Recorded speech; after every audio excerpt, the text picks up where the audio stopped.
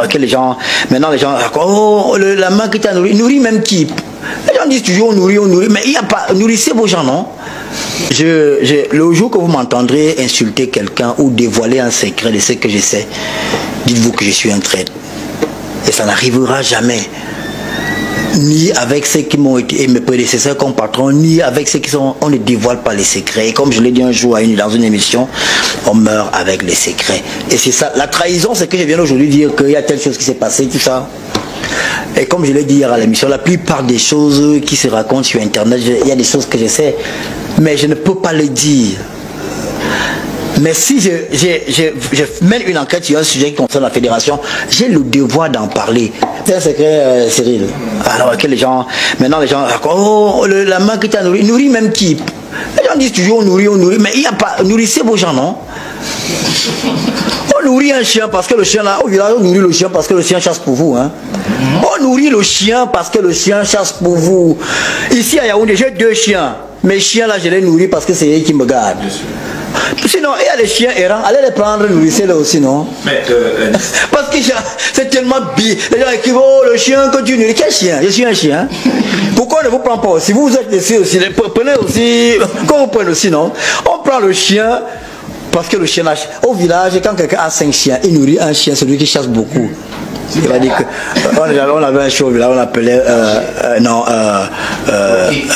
comment il s'appelle? Hakim. On avait un chien, on l'appelait Hakim. Hakim était dangereux quand il va à la chasse. Et quand on donnait la nourriture, on me dit, on donnait l'ordre de donner plus de nourriture à Hakim, celui qui a pu chasser. Les amis, j'espère que vous avez très bien écouté la déclaration de NS Oumbama dans cette télévision, sur ce plateau. Je n'ai pas de commentaires à faire. J'ai voulu partager cette petite section avec vous. Vous voyez ce jeune homme qui est en train de vouloir porter main sur un arbitre lors d'un match de Unisport. Et là, c'est quand même une première, non? Qu'un spectateur comme ça, je ne sais pas si le gars a joué le OneXBet. Là, je ne peux pas comprendre qu'est-ce qui peut le motiver à entrer sur le stade en plein match et vouloir porter main sur un arbitre. Quitte à ce que ce soit un arbitre assistant. C'est quand même curieux. Une première. Bref. Je voulais également partager ceci avec vous. Peut-être vous avez besoin de voir jusqu'au bout. Par la suite, nous allons parler de cette réalisation de Karl Toko Ekambi. Karl Toko Ekambi qui a décidé de construire, autant pour moi, un complexe du côté du parcours Vita avec des stades de foot, des coins de MMA, de boxe et bref, les salles de gym, les salles de sport.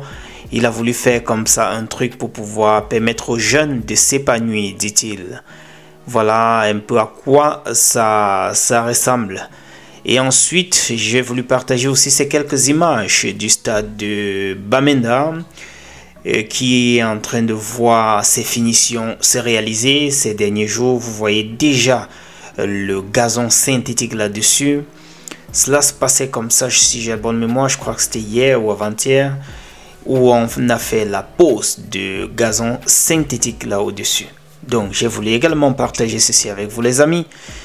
Voilà, c'est tout pour cette courte brève actualité, partage d'actualité avec vous les amis. On se retrouve dans la prochaine et d'ici là, take care. Bon début de week-end. Ciao. Bonsoir à vous. Alors nous sommes sur ce site aujourd'hui que vous mettez sur pied, sorti des fonds baptismaux dans la capitale économique. Est-ce qu'aujourd'hui c'est un footballeur, un homme qui pense déjà à l'après-carrière? Bien sûr, on sait que la carrière d'un footballeur c'est entre 15 et 20 ans. Donc forcément il faut penser à l'avenir et surtout dans mon pays. Donc voilà, je sais que Douala c'est une ville en expansion, il y a beaucoup de choses à faire, beaucoup de projets à faire. Donc voilà, je me suis permis avec l'aide de ma famille et de mon père surtout, paix à son âme, de bâtir ce projet, de mettre sur pied un bâtiment qui peut permettre de vivre une expérience différente de ce qu'on vit actuellement à Douala. Ça nous amène un peu vers l'Europe, vers la France, vers Paris. Donc voilà, j'ai mis un bâtiment sur pied assez moderne et qui peut plaire à tous. Est-ce que c'est un footballeur qui pense déjà à ce secteur de l'immobilier, qui pense aux affaires? Oui, forcément, on sait que voilà, on gagne de l'argent, ce qui nous permet d'investir, de faire des belles choses. Donc voilà, c'est pour ça que j'essaye de me diversifier, de faire quelques belles choses dans mon pays, notamment ce bâtiment. Et je suis en train de mettre sur pied un complexe sportif au Parcours Vita qui va permettre à la jeunesse de pouvoir s'épanouir avec de belles installations, une salle de sport, 2 terrains de foot à 5, 2 terrains de paddle, un camp de fight, MMA, boxe. Donc voilà, j'essaie de faire des choses pour un peu tout le monde, la jeunesse, la diaspora camerounaise. Alors ce projet au Parcours Vita pour la jeunesse camerounaise, comment on définit ce projet aujourd'hui, Carl Toko Ekambi? Forcément, je suis dans le domaine du sport, donc je me suis dit qu'il fallait absolument que je fasse quelque chose pour la jeunesse camerounaise qui adore le sport. On a un pays de sportifs. Donc voilà, j'ai essayé de diversifier, de mettre du foot, du paddle, du basket, du sport en général, du fight avec de la boxe et du MMA. Donc voilà, c'est un projet qui est en cours de réalisation et qui va être sur pied d'ici 6 mois. Donc tout est presque prêt? Tout est presque prêt, on a encore pas mal de boulot, mais je pense que d'ici 6 mois, normalement, grâce à Dieu, on aura terminé. Alors sorti des